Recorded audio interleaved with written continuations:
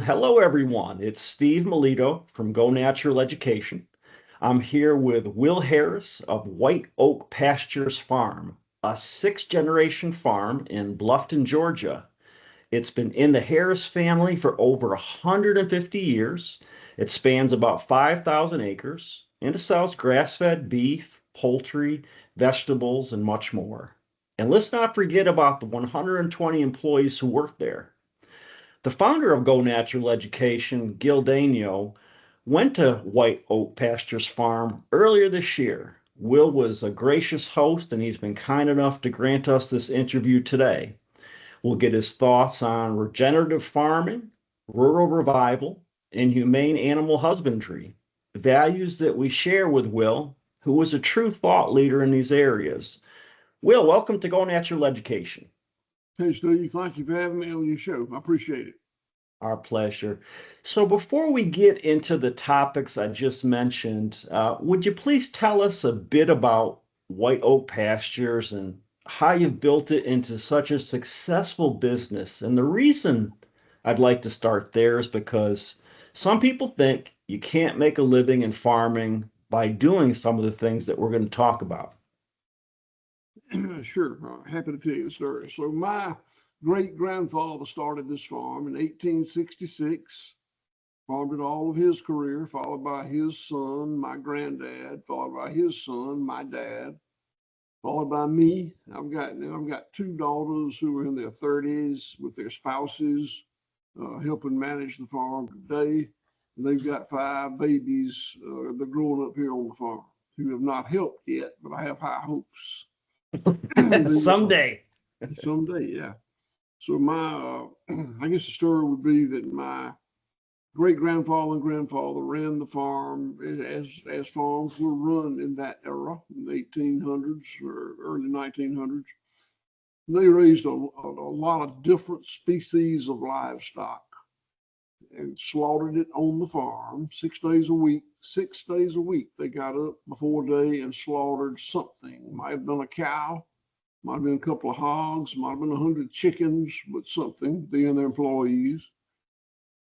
Loaded them on a mule-drawn wagon and came up the road, dirt road, 2 miles to Bluffton and distributed whatever they had to sell.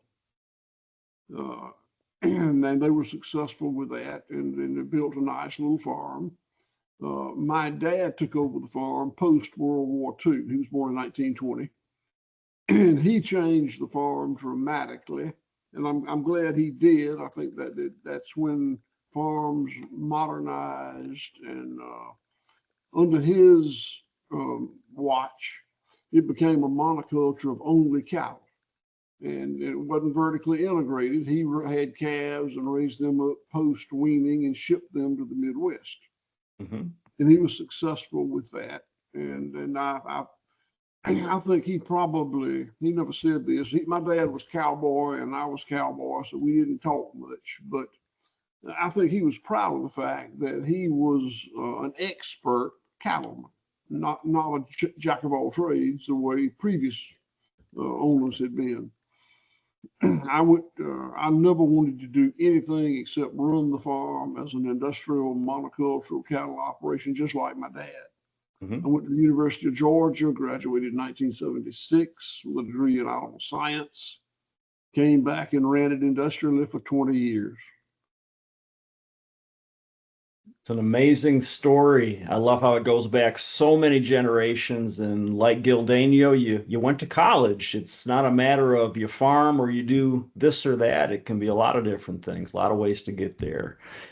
So let's talk about regenerative farming. That's a phrase I think more and more people are hearing about, and I'm certainly happy for that. But what is it in your opinion, and what are some specific things you do when it comes to your animals, your crops, and your land?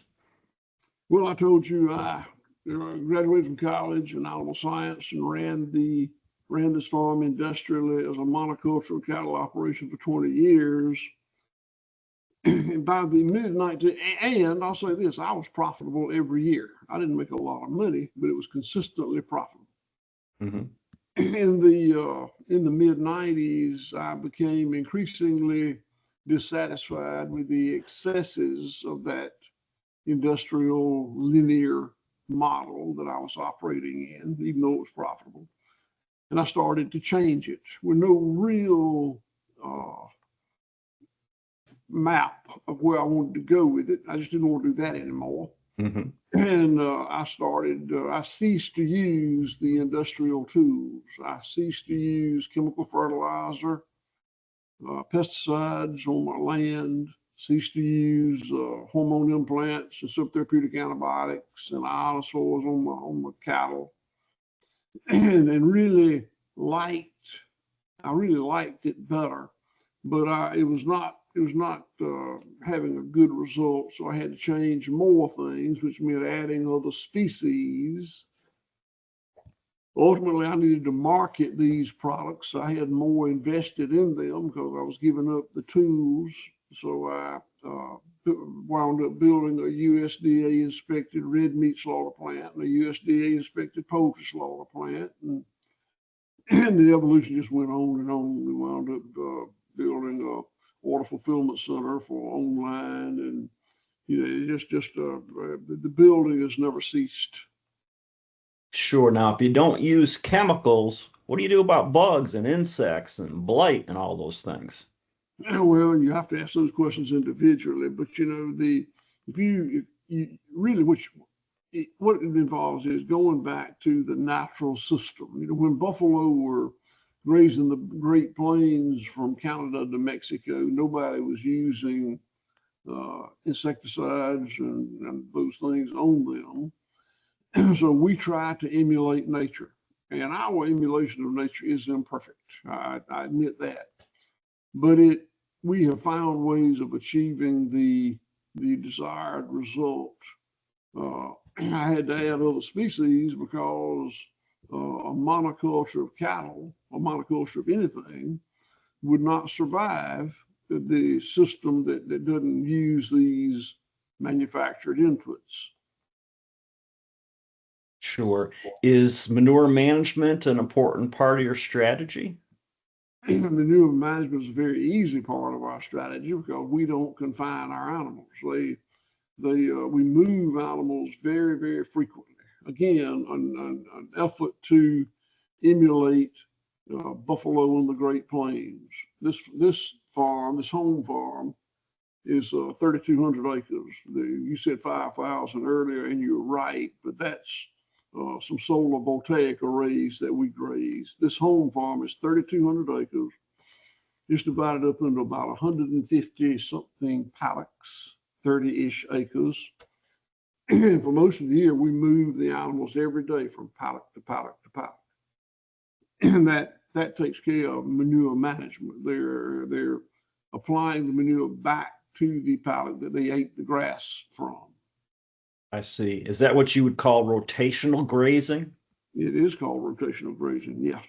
All right, very good. It's helpful to have an example. We've written about that a few times on Go Natural Education, but I think this is going to be helpful for folks to understand what it means as well.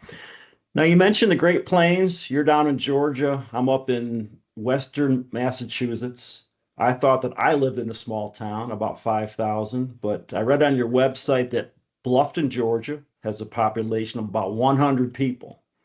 A little over 100 people. Yeah, it sounds like a And good place to work and live, but I imagine there's not many jobs there. So, what can you tell us about rural revival, another value that we share?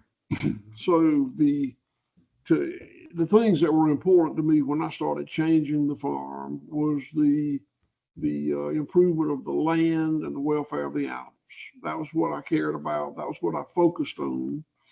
And I never really considered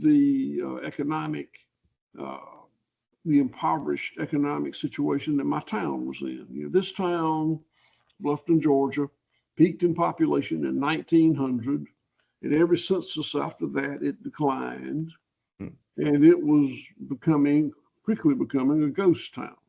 When I started making changes here in Bluffton, the only thing you could buy in town was a postage stamp about 2 hours a day. And while I was certainly not happy with that, I didn't think I could do anything about it. But when I changed the way I operate the farm, I went from having about 4 minimum wage employees to having 160. You said 120. We've upped from that a little bit. Good. About 160 employees that make well above the county average. My payroll is $100,000 every Friday in the poorest county in America. Bluffton is in Clay County, Georgia. And Clay County was the poorest county in America in 2020. I don't know what's happened since then. I don't think it's changed much. We're the largest employer in the county. and and that was never an intention of mine. I can remember having a visitor one day in Bluffton, and we talked business. And when we got through, he said, "This is a nice little town." And I leaned into him, waiting for the punchline. And he was serious. And for the first time, I really looked around and said, this is nice. And since then, it's been a real focus of ours, the animals, the land, and the community. Absolutely. And one of your values clearly is treating your employees well, as you've just discussed, but you also treat your animals humanely, which to me really stands out in an age of so-called factory farms. But those so-called factory farms also produce food pretty cheaply. So, what does humane animal husbandry mean, and how do you make a good, fair living when a lot of your competitors aren't doing those same things? Well, humane and good animal husbandry, humane animal treatment means allowing the animal to express instinctive behaviors. And that's not done in a fully confinement situation. Cows were meant to roam and graze, not stand in a feedlot. Hmm. Pigs were meant to roam, to root and wallow, not stand in a gestation crate. Poultry, chickens were raised to scratch and peck, not be confined into a poultry house on basically on feces and litter. So we allow those animals to express their instinctive behavior, and I think it's a far better system. Now, your other point was that does increase the cost of production. When the confinement animal industry was developed by people focused on taking the cost out of production by any means necessary. Hmm. And the welfare of the animal was not considered. The good animal welfare to that generation of people, my dad was part of it, I was too early on. Good animal welfare meant you don't intentionally inflict pain and suffering. You keep them fed and watered, and that was pretty good. But for us, it also means allow them to express instinctive behavior. And and you're right, when you do that, you add cost back to the model. A number of the things we do adds cost to the production model. I'm unapologetic about that. It does make it hard to compete with industrially produced food. And the only shield and sword I have for that is to explain to people that in the industrial production model, many costs are spun off for someone else to cover. They're not covered by the producer of the animal. They're not covered by the consumer of the animal. An example I use is the dead zone in the Gulf of Mexico. I'm about 80 miles north of the Gulf of Mexico. Sure. That dead zone used to be a thriving oyster ground, but now it's a dead zone because of all the crop residue, chemical fertilizer, pesticide, manure, whatever, that's gone down Devil's Branch to Spring Creek to the Chattahoochee River to the Gulf of Mexico. And that's a great cost. I mean, it would cost millions and millions of dollars to straighten that out, but it won't be covered by the chemical company or the pesticide company or the fertilizer company. It'll be covered by all of us. Right. You know, Right. I think a lot about the extinction of species. Countless species of plants and animals and microbes have been rendered extinct or near extinct by industrial farming methods. Hmm. And I think it's a cost every time we drive a species into extinction. You know, I believe that every species of plant or animal or microbe in a ecosystem has a role there. We may not recognize it. Some of the things we do recognize, some of them I think we don't. But when we drive that species into extinction, something is going undone or being done very differently, and that has a cost. And I can go on and on about the costs of making food cheap. And it makes food cheap, not because it makes food cheap, it's because it's not covered by the purchase price of that food. Sure. Sure. Now, that was very helpful information about cost. To sort of look at this a different way, I'll reference something else I saw on your website was about the Harris family prayer. Do you feel at some level your responsibility to the land is of a spiritual nature or of God, or is there something higher involved? It's very spiritual. It's you know the all of the wealth. I think all the wealth that we enjoy comes from the land. It comes from the successful operation of all the cycles of nature operating in beneficial relationships with each other. You know, all that coal and oil and natural gas in the ground that we've been living on for the last 80, 100 years. Every bit of that wealth was generated by the cycles of nature operating optimally during the era of the dinosaur. Right. And even today, on our farm, where we have restarted the cycles of nature and have everything operating much better, I'm not going to say perfectly, but much better, it spins off an abundance, and that abundance is wealth. In an industrially farmed property where the goal is to break the cycles of nature, then you know, that's really not wealth you're taking off. It's production, but it comes at a cost. Hmm. Good. And I appreciate you answering that one. In some ways, it's easier just to talk about the cost, but there's something higher and more important at work. Well, So sort, the cycles of nature are, to name a few, the energy cycle from the sun, the water cycle from rain, the microbial cycle, the carbon cycle, it's over and over, so many cycles, some of them we probably don't even recognize. And when those cycles are operating optimally as they should in a Garden of Eden undisturbed ecosystem, they generate that abundance, and that abundance is the wealth. And we have decided to farm very differently, very technically, very industrially, very linear, not cyclical, but linear. And we try to produce a monoculture. We don't have many species of plants and animals and microbes operating in symbiotic relationships. We put in to have corn in the cornfield and wheat in the wheat field and rice and whatever. And to do that, the farmer very intentionally breaks the cycles of nature.